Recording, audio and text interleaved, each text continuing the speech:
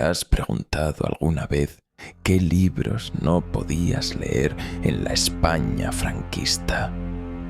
Bajo la dictadura de Francisco Franco, la censura literaria fue una herramienta clave para controlar la cultura y el pensamiento. Desde el primer día, el régimen se propuso eliminar cualquier rastro de ideas consideradas peligrosas o contrarias a sus valores. Así comenzó una de las etapas más oscuras para la literatura española. Las cartillas escolares, esos pequeños libros con los que aprendían a leer los niños, fueron uno de los primeros objetivos de la censura. El régimen depuró estos materiales, eliminando cualquier referencia a la República, la diversidad cultural o ideas progresistas. Solo quedaban textos que ensalzaban la patria, la religión católica y la figura del caudillo. Así, la educación se convirtió en un instrumento de adoctrinamiento. No solo los libros de texto fueron vigilados. Novelas, ensayos, poesía y hasta obras de teatro pasaron por el filtro de la censura. Los censores revisaban cada página en busca de palabras, frases o ideas sospechosas. Si algo no encajaba con la moral franquista, el libro era prohibido o mutilado. Muchos autores vieron sus obras reducidas a versiones irreconocibles o directamente desaparecidas de las librerías. Algunos escritores, como Federico García Lorca, fueron silenciados de manera brutal. Sus libros desaparecieron de las bibliotecas y su nombre apenas se mencionaba en público. Otros, como Miguel Hernández, sufrieron prisión y represión. La lista de autores prohibidos crecía cada año, incluyendo a figuras internacionales como Ernest Hemingway o André Gide, considerados peligrosos para la moral y el orden franquista. La censura no solo afectaba a los autores vivos. Obras clásicas de la literatura española también fueron revisadas y, en ocasiones, modificadas. El Quijote, por ejemplo, se editó para eliminar pasajes considerados irreverentes o subversivos. Incluso los grandes nombres del siglo de oro no escaparon al control. La historia literaria se reescribía para ajustarse a la visión oficial del régimen.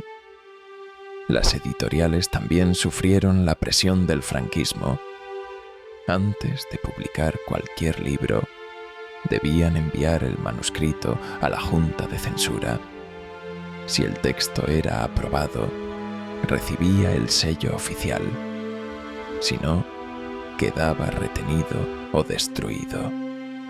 Muchas editoriales optaron por la autocensura, eliminando de antemano cualquier contenido que pudiera resultar problemático para evitar sanciones o el cierre. La autocensura se convirtió en una práctica habitual. Los propios escritores aprendieron a esquivar la vigilancia, utilizando metáforas, dobles sentidos y símbolos para transmitir sus ideas sin ser detectados. La literatura se volvió un juego de ingenio, donde lo que no se decía era tan importante como lo que se escribía. Así, surgieron obras llenas de sutilezas y mensajes ocultos para lectores atentos. A pesar de la represión, surgieron redes clandestinas de distribución de libros prohibidos. Libreros, estudiantes y profesores arriesgaban su libertad para compartir obras vetadas. Los libros circulaban de mano en mano, escondidos en dobles fondos de maletas o entre las páginas de otros volúmenes. Leer literatura prohibida se convirtió en un acto de resistencia y valentía. La censura franquista no solo afectó a la literatura en castellano.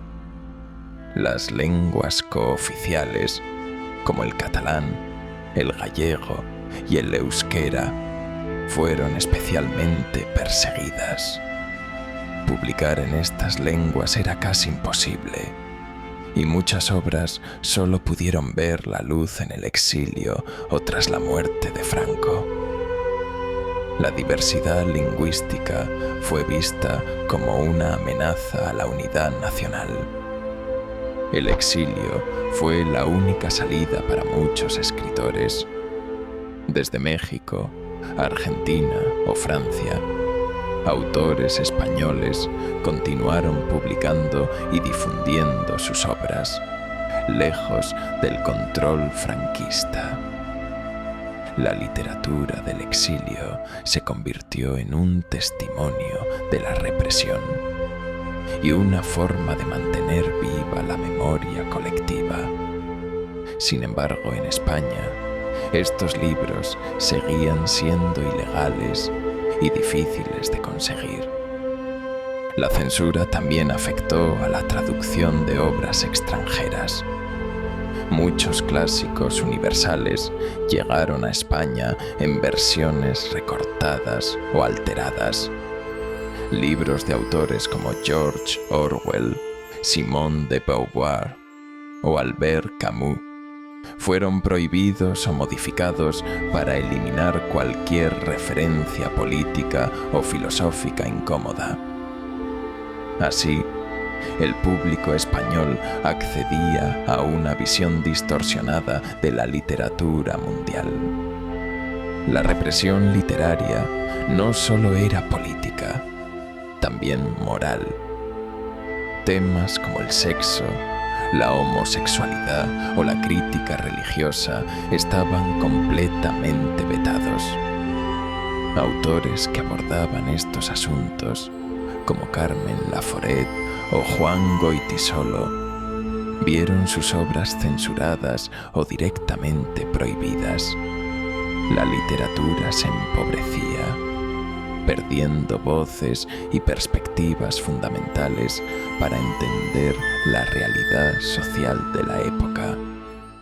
A pesar de todo, la creatividad encontró caminos para sobrevivir. El teatro, la poesía y la narrativa se llenaron de simbolismos y alegorías.